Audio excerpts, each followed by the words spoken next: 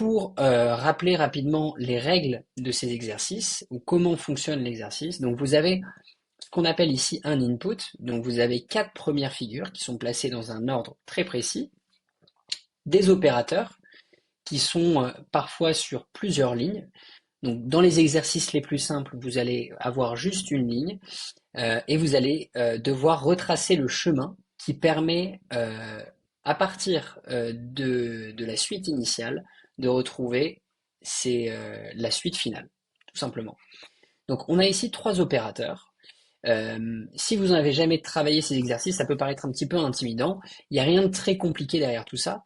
Ce qu'il faut comprendre, c'est que on va avoir donc ces 4 figures qui ont une position, un index, et on va utiliser ces opérateurs pour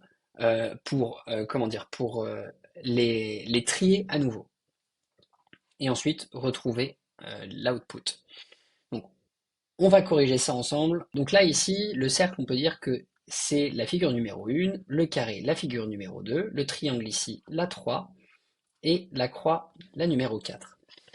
Donc ce qu'il faut comprendre avec ces opérateurs, c'est qu'on va avoir donc cette nouvelle figure, en fait, va correspondre à la figure numéro 1. Donc on va récupérer, donc ici le premier, ce sera donc un cercle. Ensuite, la deuxième figure ici, ce sera le numéro 4. Donc on va reprendre la figure numéro 4 ici. Donc c'est une croix. La troisième, ce sera donc la figure numéro 2, qu'on retrouve ici, qui est un carré. Et ensuite, la quatrième, ça correspondra au numéro 3. Voilà. Ensuite, si donc et l'objectif ici, c'est qu'en passant par cet opérateur, on retrouve cette figure-là. Donc ici, on se rend bien compte que cet opérateur ne nous permet pas de retrouver cette figure-ci, enfin cette suite-là. Donc ici, on est d'accord que c'est pas possible. On va ensuite faire le passer par le deuxième opérateur. Donc ici, je vais faire donc le 2, donc je vais récupérer le carré. Le 3, ça correspond au triangle. Le 4, ça correspond à la croix. Le 1 au cercle. Voilà. Et ici, on retrouve bien, donc là, ici c'est bien correct, ici on retrouve bien les figures dans le même ordre. Donc ici c'est la bonne réponse. Il faut bien comprendre qu'il n'y a qu'une seule bonne réponse par exercice. Donc dès que vous trouvez la bonne réponse, vous vous arrêtez, vous cliquez sur la bonne réponse et vous passez à la question suivante. Les exercices deviennent de plus en plus difficiles si vous avez bon. Donc, si vous vous retrouvez avec plusieurs lignes d'opérateurs, où vous allez devoir passer par différents chemins, par différents opérateurs pour pouvoir trouver la réponse, c'est normal. Ça veut dire que vous faites correctement les choses et que vous êtes bien préparé.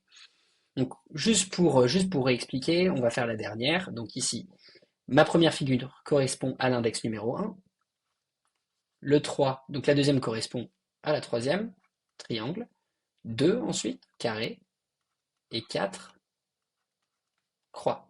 Voilà. On voit bien ici que ça ne correspond pas du tout à la figure, enfin à la suite finale. Donc on marque notre bonne réponse et on passe à l'exercice suivant. Alors dans l'exercice suivant, on va avoir ici un carré, un rond, une croix et un triangle. On va commencer par le premier opérateur. On va ici récupérer donc le carré. Le deuxième, on récupérera donc la croix, qui correspond à la troisième figure de notre input. On va ensuite récupérer la quatrième, donc le triangle, et ensuite le 2, qui correspond au cercle. Et là, on compare, on regarde, et là, on voit bien que ça ne correspond pas du tout à la suite finale. Donc, on passe ensuite au deuxième opérateur. Donc, on récupère la troisième figure. Donc, ici, ça va être une croix. Ensuite, la première, le carré. 4 qui correspond au triangle. Et le 2 qui correspond au rond. Voilà. Donc, ici, c'est pas bon non plus. Et dans ce cas-là, si par exemple, vous vous retrouvez dans cette situation, à ce moment-là, ne résolvez pas du tout celui-ci. Vous savez très bien que ce sera le bon. Nous, juste pour l'entraînement, on va le faire. Donc, on récupère le 2, donc le rond, le 3, le 4 et le 1. Voilà. Et ici, on remarque bien que ça correspond à la suite finale. Alors, je valide ma réponse et je passe à l'exercice suivant. Donc on voit ici dans l'exercice numéro 3, qu'on va avoir plusieurs opérateurs. Donc on va avoir en fait cette suite va passer par différents opérateurs, et donc ce qui rend en fait l'exercice plus complexe et plus long aussi à résoudre. Donc ce qu'on va faire, c'est qu'on va le résoudre ensemble. Donc c'est parti, on va commencer par ça. Donc le 1 ici, donc c'est une croix. Le 4, ça va être un rond. Le 3, ça correspond à un carré. Et donc le 2, le triangle.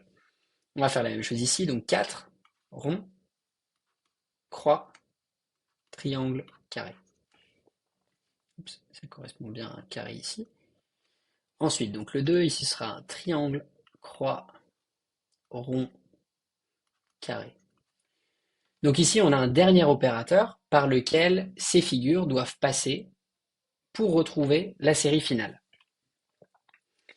Ce qu'on va faire ici, c'est qu'on va vérifier simplement le premier nombre dans la première figure, et on va voir si on arrive à trouver la bonne réponse. Donc ici, si je récupère le 2, ici ça doit correspondre au rond. Donc ici ça correspond bien. On en a un qui pourrait potentiellement être la bonne réponse. Je vais passer par le deuxième opérateur. Ici je vais prendre le 2, c'est une croix, donc c'est faux. Déjà on voit que le premier, ça peut pas être une croix. Donc ça déjà on va le mettre de côté. On va ensuite récupérer la deuxième figure ici, qui correspond à une croix. Et donc c'est pas du tout ça parce que nous c'est un rond. Et donc là, on peut dire qu'on a la bonne réponse, ça doit passer par celui-ci et évidemment par celui-là.